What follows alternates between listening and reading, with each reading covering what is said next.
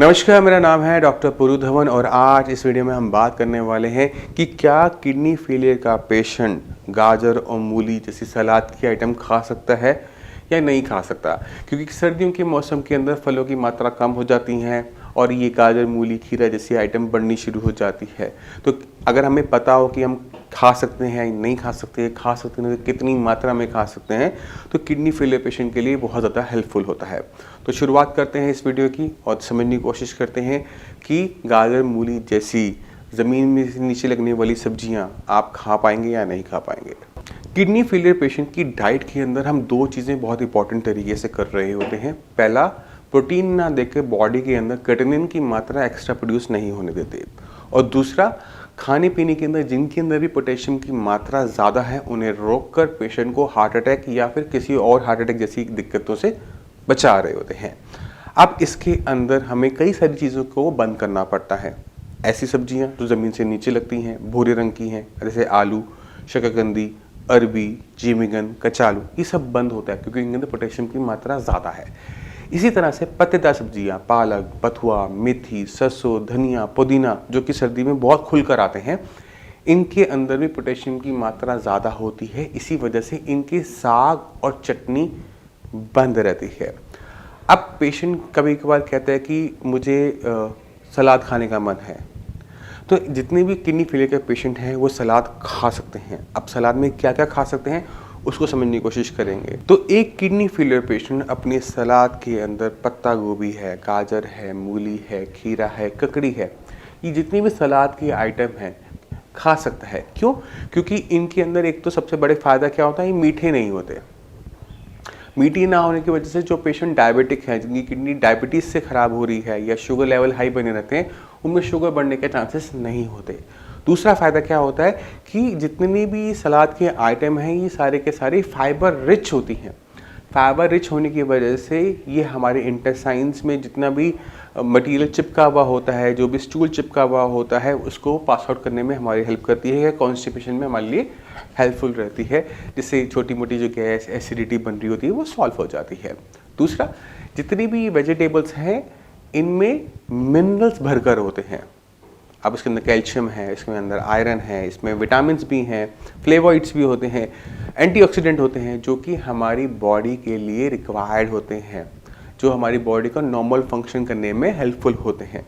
तो जब हम सलाद ले रहे हैं तो हम इतनी सारी चीज़ों को अपनी बॉडी के अंदर ले जाकर बॉडी को हेल्प कर रहे हैं, किडनी को हेल्प कर रहे हैं कि वो अपने आप को पहले से बेटर काम करने में लगाए। अब सवाल ये उठता है कि अगर हम सलाद खा रहे हैं तो कितनी खा सकते हैं? क्या हमें पूरा दिन सलाद खाने से कोई फ़ायदा होगा?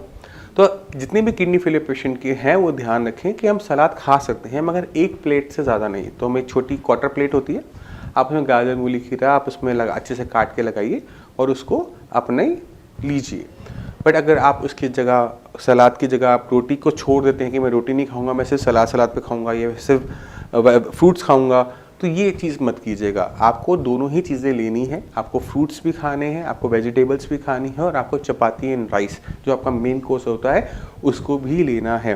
क्योंकि अगर आप रोटी चावल छोड़ दोगे कि सिर्फ सलाद पे रहोगे तो भी आपकी बॉडी में बहुत ज़्यादा वीकनेस जनरेट होनी शुरू हो जाएगी, जो कि एक बीमारी दूसरी बीमारी को जनरेट करना स्टार्ट कर देगी। तो ऐसी गलती किसी भी किडनी फेलियर पेशेंट ने प्लीज़ मत कीजिएगा। तो मैं उम्मीद करता हूँ इस वीडियो से आप सभी समझ गए कि किडनी फेलियर पेशेंट सलाद में कौन कौन सी आइटम खा सकता है, कितनी मात्रा में खा सकता है, इसके फ़ायदे क्या हैं और हमने किन किन चीज़ों का ध्यान रखना है। इस वीडियो में मैंने एक बात और बताई थी, वो थी पालक, बथुआ, मेथी के बारे में। तो उसको भी डिटेल में समझ लेते हैं कि पालक, बथुआ, मेथी के साग और चटनी बंद है तो हम कौन कौन सी आइटम खा सकते हैं। पालक, बथुआ, मेथी, ये जितनी भी पत्तेदार सब्जियां होती हैं इनके अंदर पोटेशियम की मात्रा ज़रूरत से ज़्यादा होती है। तो जब हम इसको साग बनाने के लिए उबालते हैं तो हम इतना सारा पालक लेते हैं और उबल के इतना सा निकल आता है। तो बेसिकली क्या हो रहा होता है कि इतने सारे पालक, इतना पोटेशियम, पालक का पोटेशियम इतने से उसमें साग में आ जाता है, इस वजह से ये मना होता है। मगर मेथी की 2-4 पत्तों का अगर आपने सूखा सूखा पराठा खा लिया कोई दिक्कत नहीं है। इसी तरह से अगर आपने किसी सब्जी के ऊपर थोड़ा बहुत धनिया डाल लिया कोई दिक्कत नहीं है। आप पुदीना के 2-4 पत्ते किसी चीज़ के ऊपर डाल के खा रहे हो कोई दिक्कत नहीं है। मगर इनकी साग और चटनियाँ बंद रहेंगी क्योंकि ये पोटेशियम में हाई होती हैं। तो पत्तेदार सब्जियाँ कम मात्रा के अंदर ली जा सकती हैं साग और चटनी को छोड़कर। इस चीज़ का आप ध्यान रखेंगे जिससे आपके शरीर के अंदर पोटेशियम की मात्रा ना बढ़े और किसी भी टाइप की कॉम्प्लिकेशन आपको देखने को ना मिले। इसके साथ एक चीज़ों का बहुत ज़्यादा इस्तेमाल होता है सर्दियों के अंदर, वो है गुड़। पूरे इंडिया में देखते हैं कि सारे के सारे लोग सर्दी में ज़्यादा खाना पसंद करते हैं।